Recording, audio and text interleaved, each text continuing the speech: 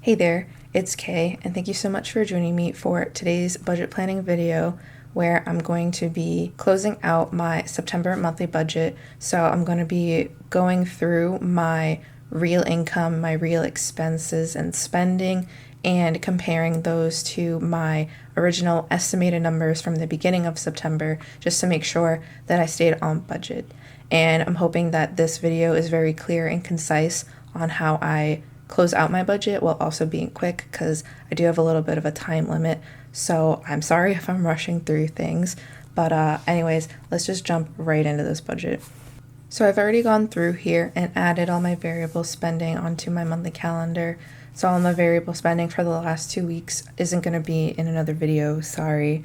I just really wanted to focus on closing out this budget to see if I have anything left over that I can add either to October's budget or maybe even November's budget as needed.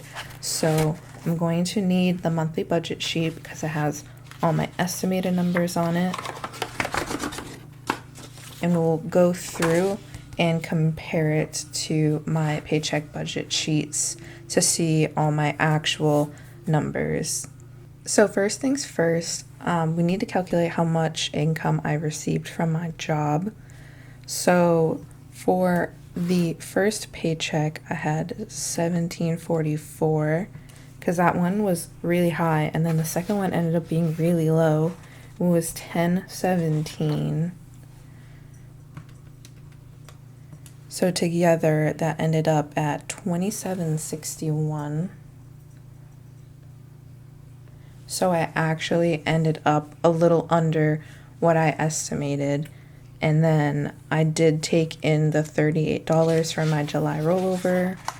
And I did take in some money from my month ahead account to make up for the difference. So I'm going to go ahead. We took in the 38.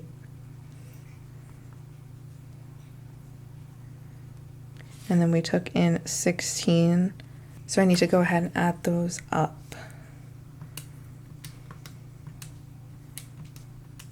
So $28.15 is what I ended up with. So I was still actually underneath what I budgeted for. So it's going to be interesting to see how that worked out. But let's see, Spotify 5, Sprint should be 54, yep. Most of these are on auto pay.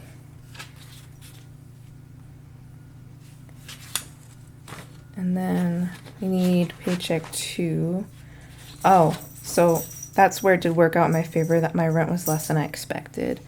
So it was $877. So I'm going to go ahead and total these numbers up.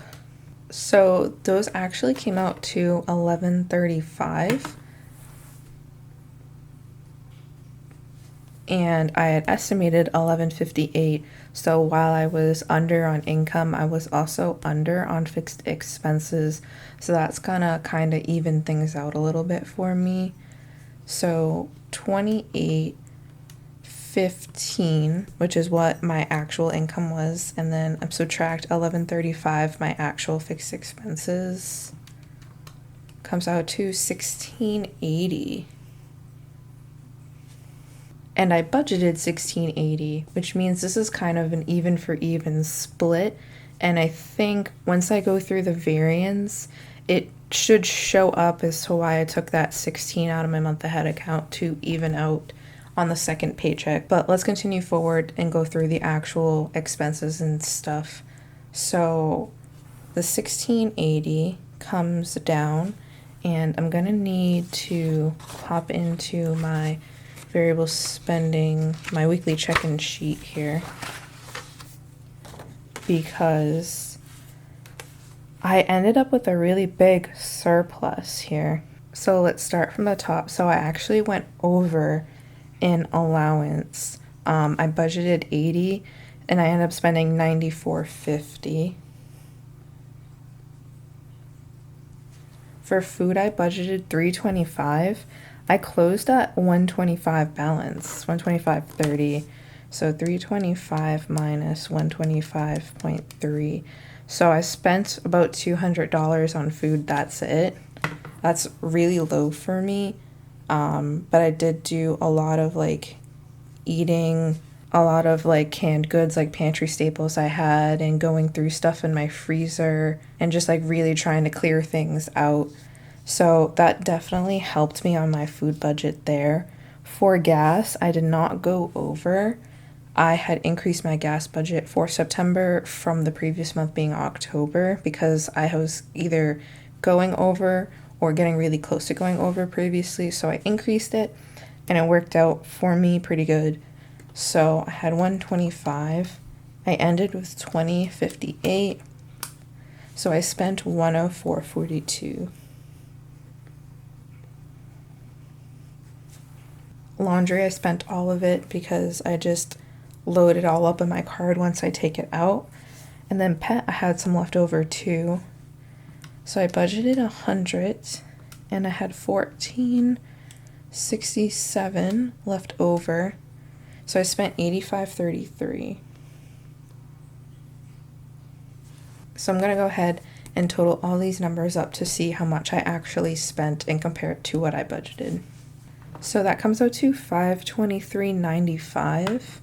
And then if I take 670 and subtract the answer, I should have this left over 146.05. So this number down here does check out for my leftover. So I spent $523.95 with a surplus of 146.05. That's a lot of money that I could roll over.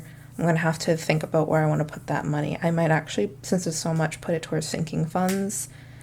So if you grab the 1680 and subtract what I actually spent, $523.95, that brings over 1156.05. And then my next category that I'll be bringing that into is sinking funds. So for that, I do need to go back to my paycheck budgets and see what I did in here. So the way I budgeted, so 20, 20, 20, and then, which I did do that on the first paycheck. Did I do more in the second? I did not. So I actually did what I budgeted here, which is $210. So I'm going to subtract that from the 1156.05, leaves 946.05. And for Nelnet, I do believe I ended up splitting the goal to 800, 140 plus 660 is 800.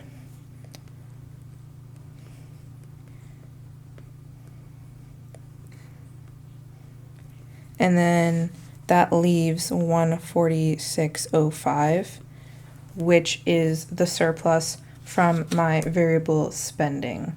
So overall, basically the short picture before I go through the variances here is that I did stick to the budget. Things did get a little weird and they did work out. They worked out pretty positively for me. So there's no variance here. This puts me at a surplus 16. I'm going to be deficit here. So 2,800 minus 2,761 puts me at deficit 39. And then I have a positive 16.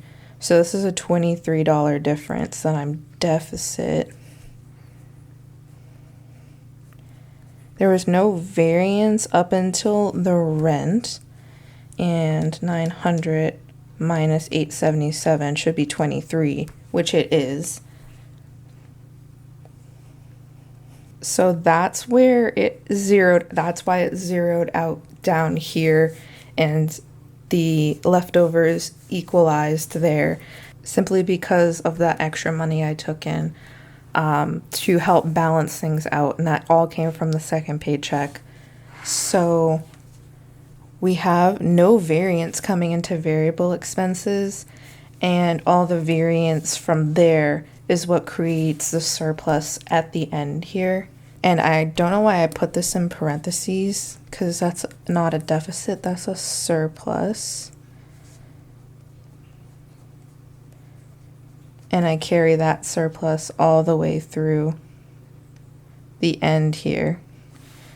So that's why we end up down here like this. And again, because that's such a big surplus, I think it might be good to hold on to that until November and use that towards sinking funds in November. So I'm going to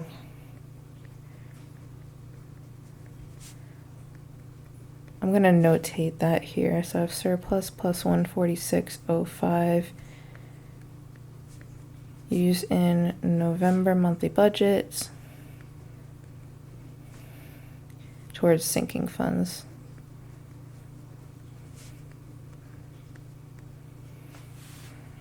So I did it. I made it through another month. I made it through September. A very wild month for my budget here, although here it doesn't really look like it. It's just the insane surplus in food and the weird being under on my paycheck.